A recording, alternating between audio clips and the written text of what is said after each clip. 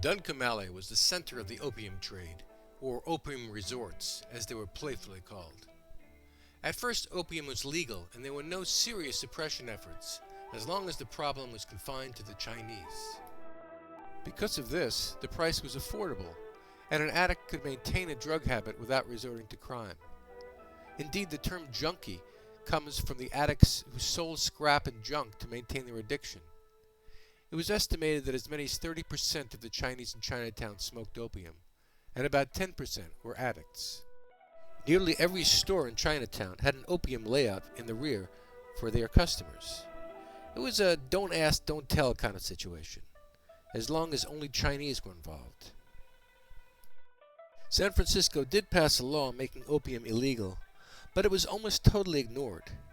When the city tried to control the flow of opium by heavy taxation, smuggling and bribery made their efforts fail. A typical opium den consisted of a small, dark room with a few crude wooden benches. Patrons would recline, holding a long opium pipe over an oil lamp.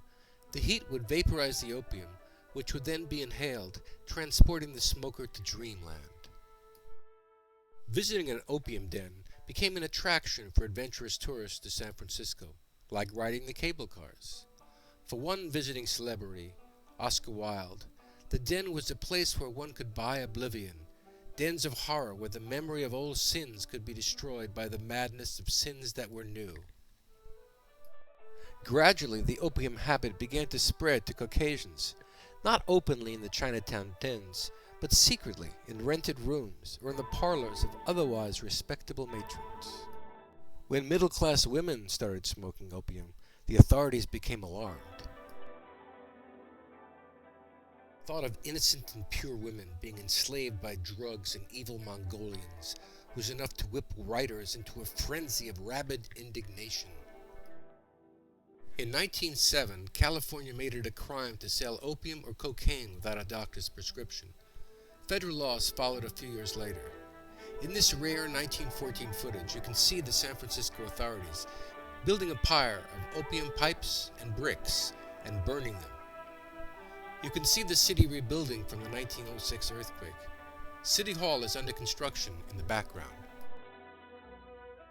As we all know, making opium illegal did not end its use. A look at this Chinatown murder map from 1870 to 1930 tells an interesting story. Ross Alley, Waverly Place, and Sullivan Alley, centers of gambling, tongs, and prostitution, had hundreds of murders. Duncombe Alley, home of opium dens, had only 2.